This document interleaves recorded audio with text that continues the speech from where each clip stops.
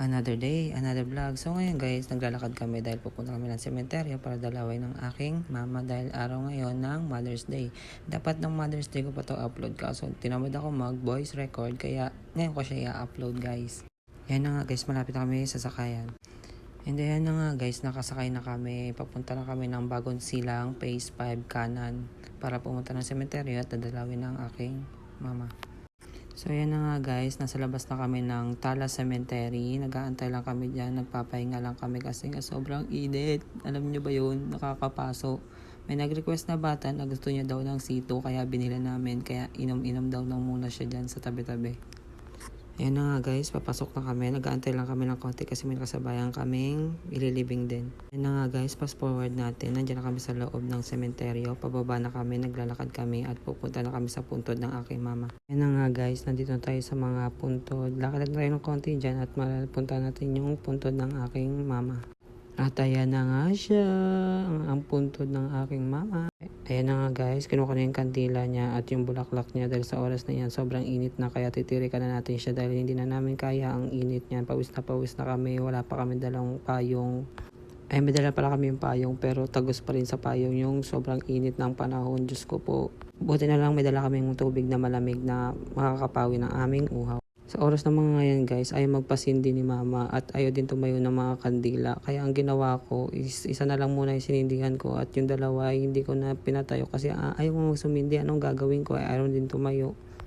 Sa oras ng mga ngayon dahil sobrang init na tinanggal ko muna at sumilong muna kami sa malilim kasi nga sobrang init na hindi na talaga namin kaya ang init ng panahon. Diyos ko, sobrang init. Kaya na guys, sa mga oras na yan nakasilong na kami at may batang tuwang-tuwa pa na paglaruan ng iniinom niyang sesto.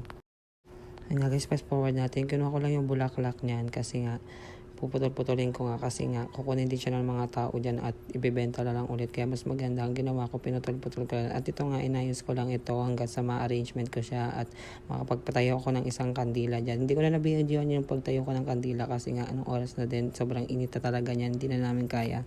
Ayun nga ulit guys, fast forward lang natin dahil sobrang init na nga niyan at hindi na namin kaya. Napagdesisyon na namin umuwi na. Yun na nga guys, pauwi na kami, malapit na kami sa sakayan at may batang tuwang-tuwa dahil marami daw siyang nakikita mga sasakyan at tuwang-tuwa na din siya dahil uuwi na daw kami kasi nga sobrang init na nga yun ang oras na yan. So yun na nga guys, nag-aantay na kami ng sakayan. Nalalaman pang 0.5 ka naman mula ka iPhone 17, hindi ka mula ka iPhone 17. So yun na nga guys, may nakita na kami sa sakayan papunta ng Almar sa Barte at inaantay na lang namin siya lumapit sa amin at kami ay sasakay na.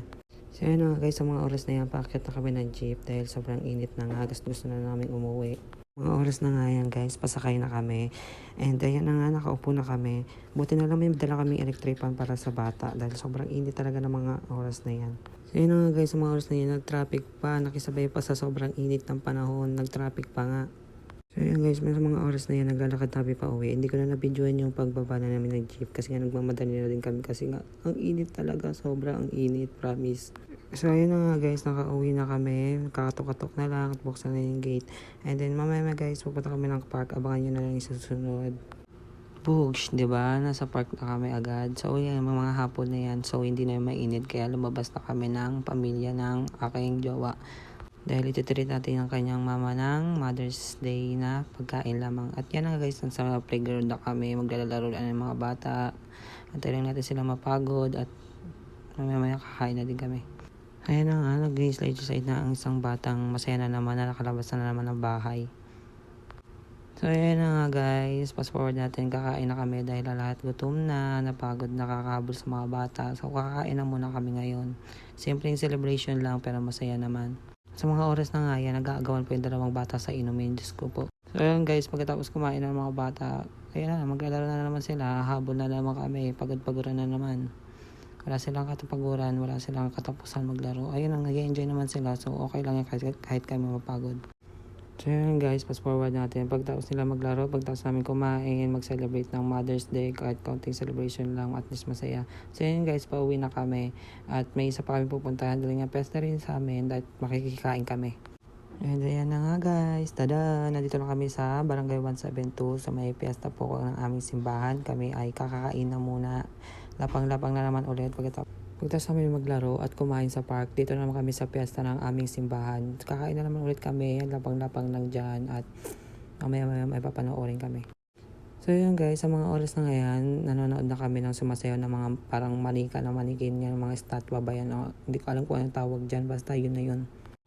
Sa mga oras na ngayon guys, may tatakutin tayong bata, may ilalapit tayong bata at mayroon tayong papayakin ngayong araw. Abangan nyo lang guys, panoorin nyo na lang.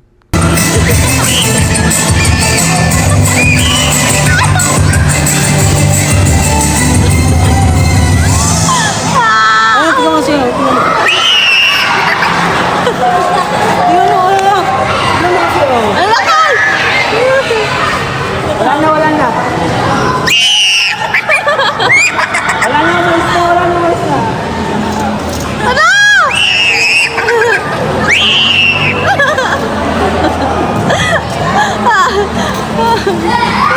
So yun nga guys, pauwi na kami sa mga oras na yan. So, traffic lang siya ng konti at mamaya dire-diretso na yung biyahe namin. So yun nga guys, sa mga oras na yan, nakauwi na kami. Kumuha na kami ng dahon ng bayabas na yung upos niya lang dahil gagamitin namin sa panlanggas ng paa kasi nga may sugat.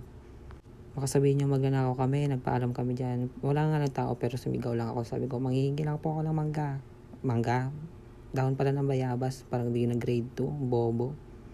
Ayun nga, pagkatapos na nung kumuha lang daw ng bayabas, ayan nga, pauwi na kami, madilim pa dahil nga kakauwi lang namin, hindi pa namin nabubuksan yung ilaw ng loob ng bahay at labas.